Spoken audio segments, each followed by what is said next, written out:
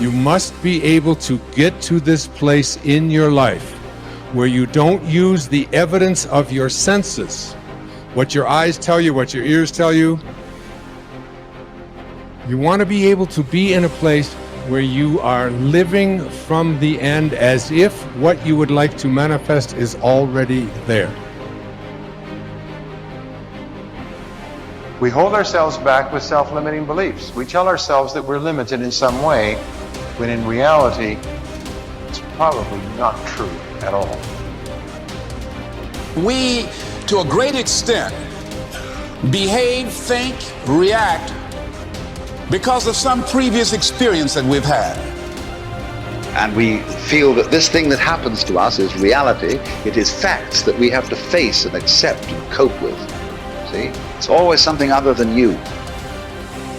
You don't recognize it as an integral part of your own being. You are not just this irresponsible little mouse that's been chucked down into this world, but that you are really doing this work. You're running it. One of the great rules, by the way, one of the most important of all principles, is to challenge your self-limiting beliefs. You see, we are all plagued by self-limiting beliefs. Beliefs that we tell ourselves, things that we tell ourselves to hold ourselves back. We shoot ourselves in our own feet and then we admire our own marksmanship. So when you begin to look at your past, give an interpretation that empowers you. That's where I used to be. That's not where I am now. Ask one simple question. How extraordinary can I become? What am I capable of?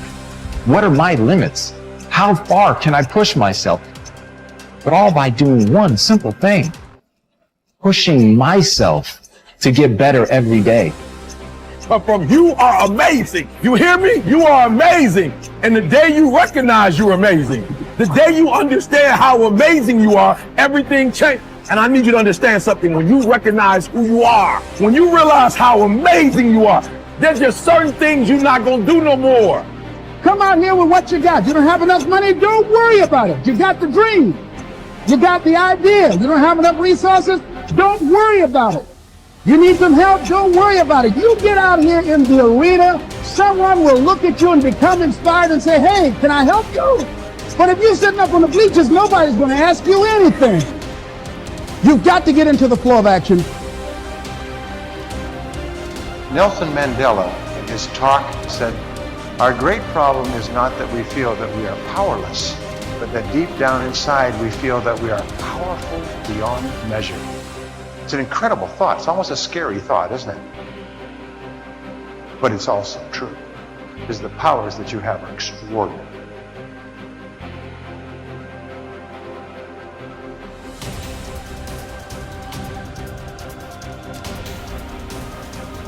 Perception can rewrite the genetic code.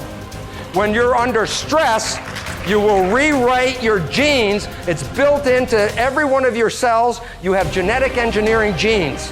The function of these genes is if you find stress that the body cannot seem to get out of, the body will make an effort to change its structure to get out of the problem.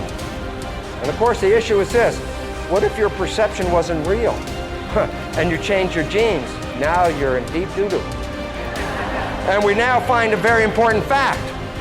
95% of cancer has no genetic linkage. 95% of cancer is a response of the individual cells to their experiencing life. And if you change your experiences, you can change the presence of that cancer. You think 60 to 70,000 thoughts in one day. Out of those 60 to 70,000 thoughts that you think in one day, 90% of those thoughts are the same thoughts as the day before. So if you believe that your thoughts somehow are connected to your life, then the same thoughts always lead to the same choices. The same choices always lead to the same behaviors. The same behaviors create the same experiences, and the same experiences produce the same emotions. And those very same emotions drive the very same thoughts. and your biology, your neurocircuitry, your neurochemistry, your neurohormones, and even your genetic expression is equal to how you think, how you act, and how you feel. And how you think, how you act, and how you feel is called your personality. And your personality creates your personal reality. That's it.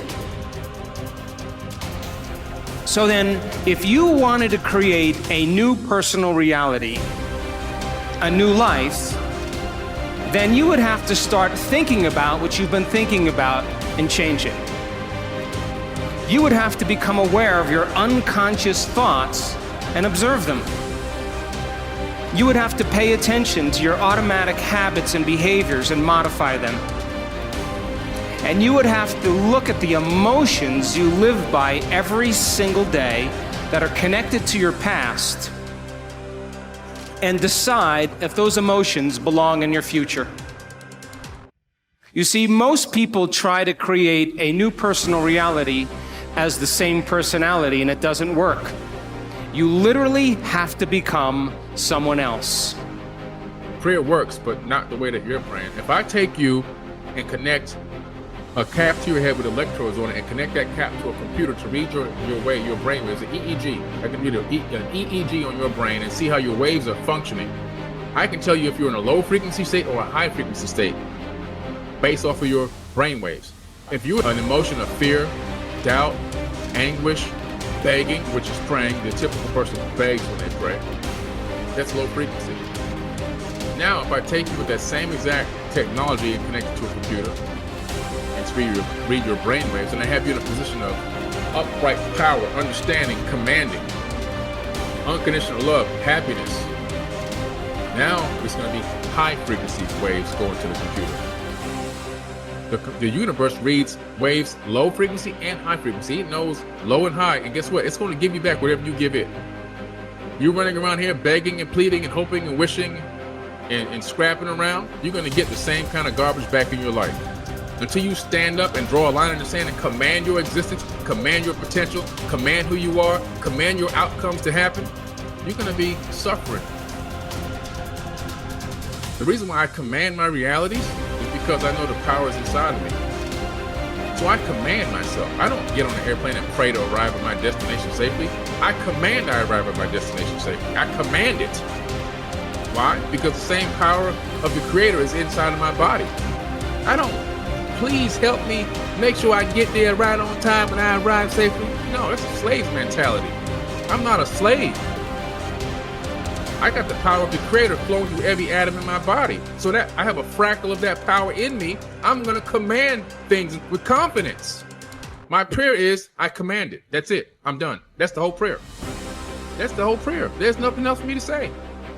There's nothing else to say. Command it. Walk in your true power. Another major assumption is that we're equivalent to genetic automatons. We have genes, they control us, we don't control the genes, and therefore we're sort of like victims of our heredity. You got cancer running in your family, you say, oh my goodness, I'm going to get the cancer, I got the genes, or Alzheimer's, or diabetes, whatever. This is completely false, because it turns out genes control nothing. It's really the environment that is controlling the genes, and more importantly, our perception of the environment. How we see the world, what we think about the world is adjusting our genetics. So we find out disease, 1% of disease is connected to genetics. 90% or more of disease is connected to how we live in the world, because how we live in the world is altering or affecting our genetic activity. So what we know and what we believe is changing our reality constantly. Right, because the new science is called epigenetics. And what it means is this: our beliefs and how we see the world, we change our genetics. So rather than being victims, which we have believed all the way up to now, we are the masters. We change our genetics just by how we respond to the world.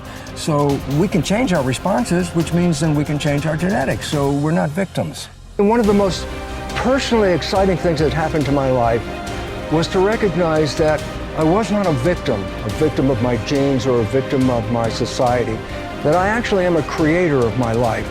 And once understanding that nature and expressing that creativity, I profoundly changed my life from being a victim to being a master of my creation. And today, I have such a wonderful life that it actually has no comparison to the first 40 years of my life where I lived under the programming that I received as a child.